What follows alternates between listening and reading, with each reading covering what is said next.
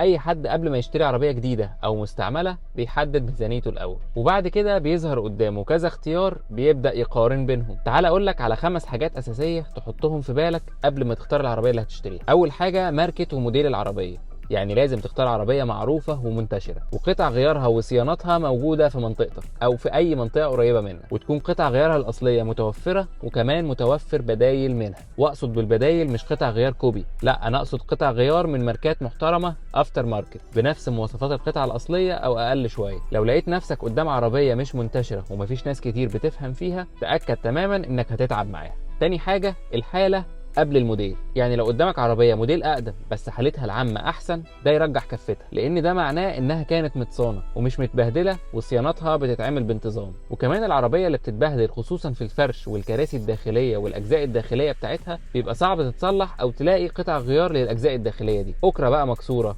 هوايه تكييف بايظه، زرار كاسيت مش شغال، الحاجات دي بيبقى صعب تصليحها، فالعربيه المتصانه بيبان عليها من وقفتها. تالت حاجه من رايي عادي انك تشتري عربيه رش، المهم انك تكشف عليها كويس جدا جدا وتتاكد انها مش عامله حوادث كبيره. العربيات كده كده ماشيه في مصر فبتتخبط وهي واقفه اساسا، بس اهم حاجه لازم تكون الرشه نظيفه، مش رشه من ام 5000 جنيه. يعني الفوارق بتاعه العربيه وفوارق البيبان تكون مظبوطه بالملي، وما يكونش فيها زيادات كده ملهاش لازمه، وتكون كل ابواب العربيه بتفتح وتقفل مظبوط مستريحه زي كانها خارجه من المصنع. لو لقيت حاجه غير كده اعرف ان في حاجه غلط. رابع حاجه ما تسترخصش في الكشف اطلاقا، انت بتدفع فلوس، يعني وارد جدا تلبس في حاجه فيها مشاكل. يعني لازم تكشف في مركز محترم، ومش ميكانيكي بس اللي يكشف لك، لان الميكانيكي متخصص اكتر في الميكانيكا ومش هيفهم في السمكره مثلا، لان العربيه عباره عن سمكري وميكانيكي وكهربائي وبتاع تكييف وعفشجي وبتاع ازاز، كل دول بيشتغلوا مع بعض في العربيه وبيكملوا بعض، فلازم تلاقي مركز يكون بيشتغل في كل الحاجات دي. خامس واخر حاجه، موضوع انك تشتري عربيه مستعمله موضوع مرهق ومتعب،